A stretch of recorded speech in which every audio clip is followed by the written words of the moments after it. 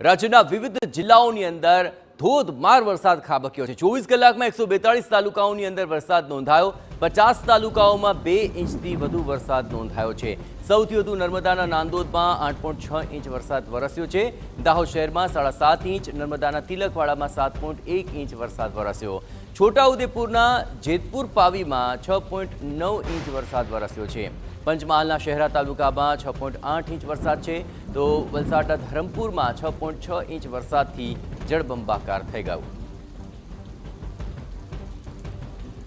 તો 24 કલાકની અંદર સાર્વત્રિક વરસાદના અહેવાલ મળી રહ્યા છે અને અનરાધાર વરસાદ વરસ્યો હોય તેવા પણ અનેક વિસ્તારો છે કે જ્યાં જળબંબાકારની પરિસ્થિતિ થઈ ગઈ છે। ખાસ કરીને પંચમહાલના શહેરામાં 6.8 ઇંચ વરસાદ ખાબકતા સર્વત્ર જળબંબાકારની પરિસ્થિતિ સર્જાઈ ગઈ। વલસાડના ધરમપુરમાં 6.6 ઇંચ વરસાદ વરસ્યો, તો આખરે જળતરબોળ પરિસ્થિતિ જોવા મળી રહી છે। 50 તાલુકાઓની અંદર તો 2 ઇંચથી વધુ વરસાદ વરસ્યા હોવાના પણ અહેવાલ મળી રહ્યા છે। આ ઉપરાંત 24 કલાકમાં કુલ 142 તાલુકાઓની અંદર વરસાદ થયો છે।